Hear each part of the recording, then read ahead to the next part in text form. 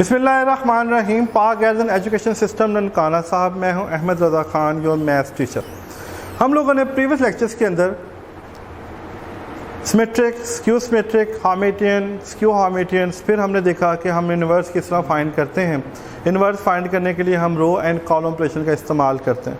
अब थोड़ी सी बात को आगे बढ़ाते हैं। अब हम बात कर रहे हैं rank of the matrix. Is a very important topic, rank of the matrix. Rank होता क्या है? रैंक होता है नंबर ऑफ नॉन ज़ीरोज़ रोज़। ये हमारे पास मैट्रिक्स गिवन है। देखिए इसमें तीनों के तीनों रोज़ जो है वो नॉन ज़ीरोज़ हैं। नॉन ज़ीरोज़ मीन इनकी तमाम एंट्रीज ज़ीरो नहीं है, इसकी तमाम एंट्रीज ज़ीरो नहीं है। जब हम इस गिवन मैट्रिक्स को एचलन और या रिड्यूस एचलन फॉर्म में कन्वर्ट करते हैं, ये बात मैं प्रीवियस लेक्चर बता चुका हूँ कि एचलन क्या होता है, रिड्यूस एचलन फॉर्म क्या होती है।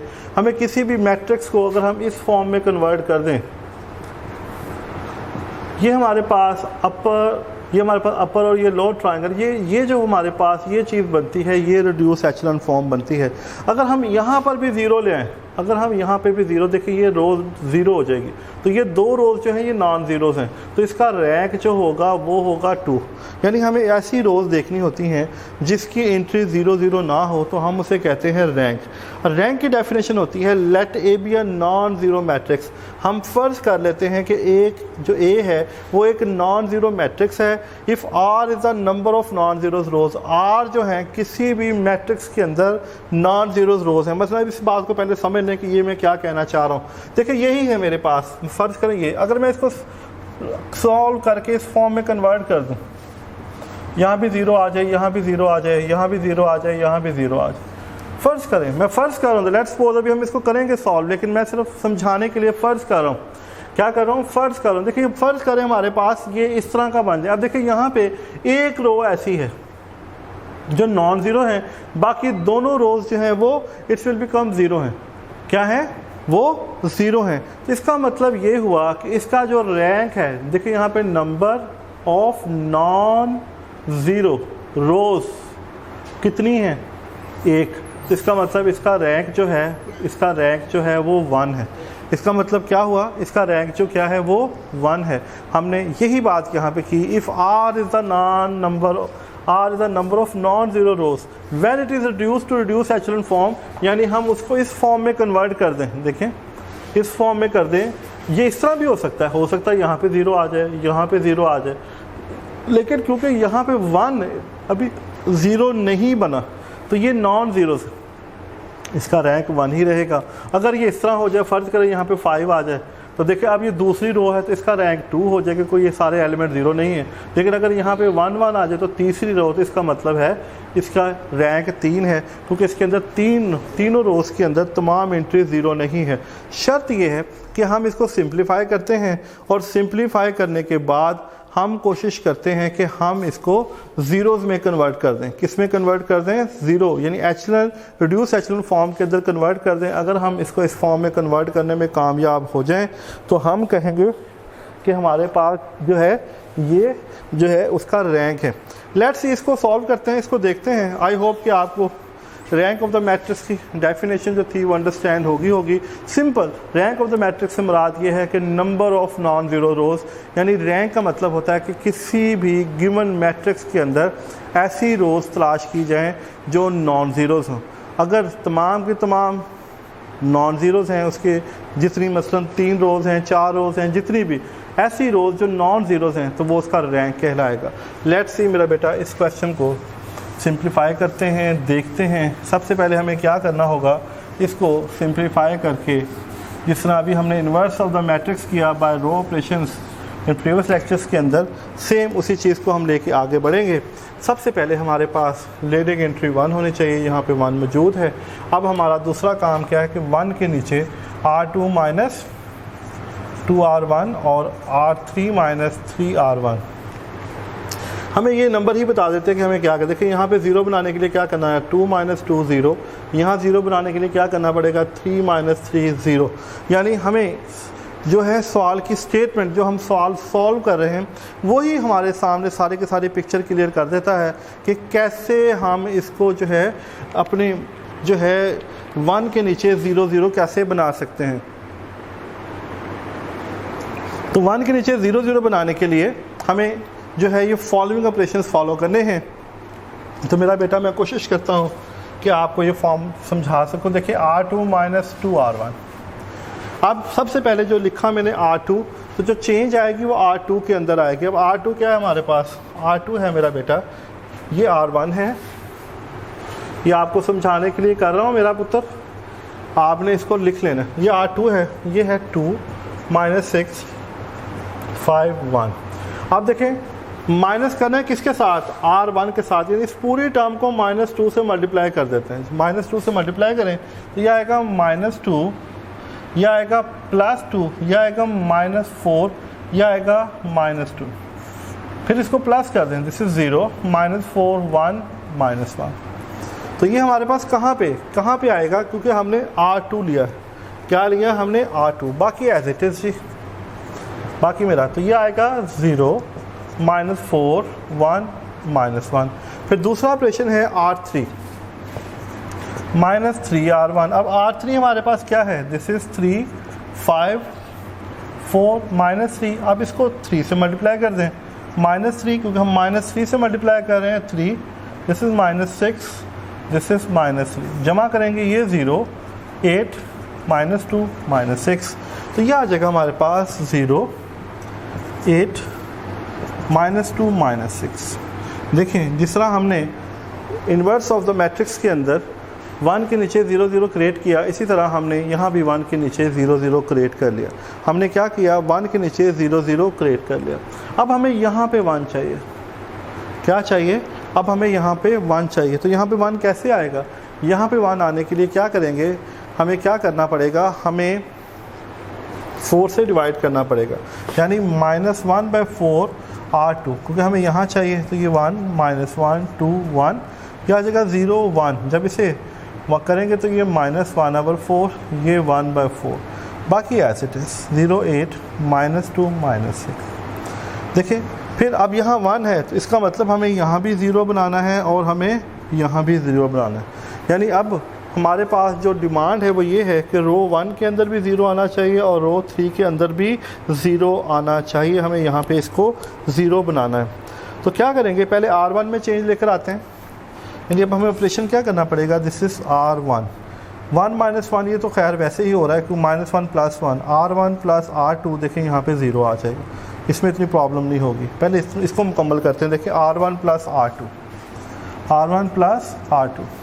What is R1? R1 है 1 -1 2 1। What is R2? 0 1 -1/4 and 1/4। जमा करते हैं जी, क्योंकि हम जमा कर रहे हैं 1, ये 0 हो जाएगा। अब देखें 2 - 1/4 4 8 1, दिस इज 7/4। तो 1 + 1/4, दिस इज 5/4। तो ये आएगा हमारे पास R1 के अंदर क्या आ जाएगा? 1 0 7/4 5/4, ये आ जाएगा 0 1 -1/4 1/4, और ये आ जाएगा हमारे पास। अब क्योंकि हम नेक्स्ट करना चाह रहे हैं यहाँ पे 0 R3। अब देखो इसको मैं जमा करूँ तो ये आएगा 8 R1। मैं इसको 8 से मल्टीप्लाई करके इसमें जमा करूँगा, -8 + 8 0 हो जाएगा। अब मुझे क्या करना है? मुझे करना है R3 -8 R1। क्या करना है? R3 हमारे पास क्या है? 0 8 -2 -6।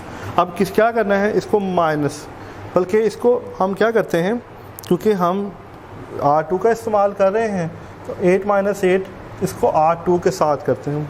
1 के साथ भी हो रहा है, लेकिन बेहतर है कि हम, क्योंकि हम यहाँ पे 1 इसी को लेके चल रहे हैं तो इसको डिस्टर्ब नहीं करते, इसी के साथ करते हैं। 8 - 8 0 हो जाएगा।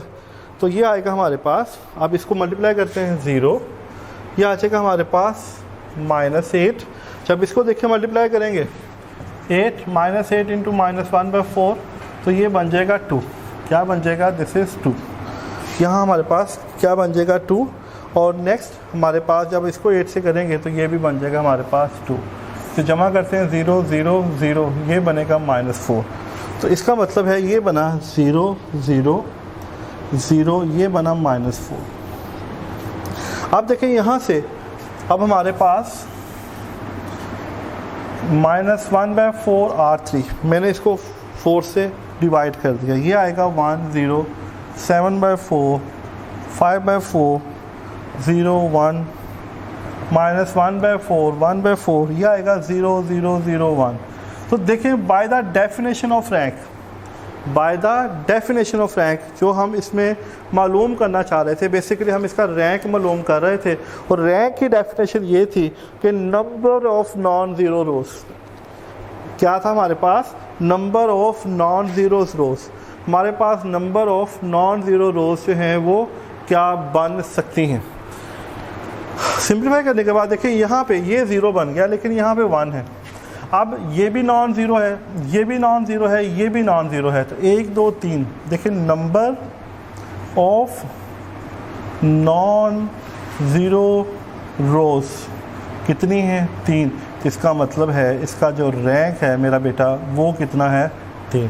इसका मतलब क्या हुआ, जिसका रैंक है वो क्या है, वो 3 है।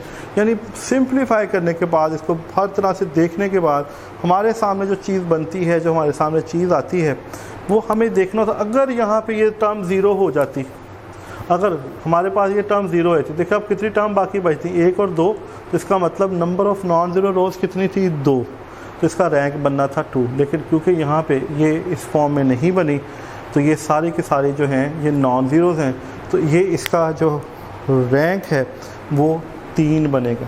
क्या बनेगा, इसका रैंक 3 बनेगा। आए थोड़ा सा क्वेश्चन, नेक्स्ट क्वेश्चन में थोड़ा सा हिंट दे दूं, क्योंकि ये थोड़ा सा नया टॉपिक है, तो मेरा बेटा इसको बड़ी जो है वो डिटेल से आपको देखना है, इसको सॉल्व करना है। देखिए इसके अंदर बड़ी चीज़ें आ गई हैं, इसमें एचलन और रिड्यूस एचलन फॉर्म आ रही है, इसमें एडजॉइनिंग मेथड भी आ रहा था, इसलिए इन चीज़ों को सिंप्लीफाई करना, ये जो मैं साइड पे करके जो हम लिखते हैं, जो भी हमने ऑपरेशन करना होता है, तो हम वो लिख लेते हैं कि हम इसके अंदर क्या ऑपरेशन कर रहे हैं, हमारे सामने जो है वो क्या इसकी जो है फॉर्म नज़र आ रही है। तो एक क्वेश्चन और देखते हैं, जरा मैं थोड़ा सा उसका गाइड करता चलूँ। मसला हमारे पास अब नेक्स्ट क्वेश्चन नंबर 10 का सेकंड पार्ट, क्वेश्चन नंबर 10 का सेकंड पार्ट है। 1 - 4 - 7 है, 2 - 5 1 है, 1 - 2 3 है, 3 - 7 4 है। कहता बताओ इसका रैंक क्या होगा, कहता बताओ इसका जो रैंक है वो क्या होगा। तो सबसे पहला काम हमारे पास यहाँ 1 होना चाहिए, 1 मौजूद है, तो हम क्या करेंगे, हम इसके नीचे इन तीनों एंट्रीज को 0 0 करने की कोशिश करेंगे। अब उसके लिए हमारे पास देखो पहला इसमें R2 में चेंज आएगी, इसको 2 से मल्टीप्लाई करेंगे 2R1, फिर यहाँ आएगी दिस इज़ R3 - R1, 1 - 1 0, फिर यहाँ पे 3 है, R3 - 3R1। तो सबसे पहला जो काम इसमें करना होता है वो ये करना होता है, हमें डिसाइड करना होता है कि हम कौन सा ऑपरेशन करेंगे।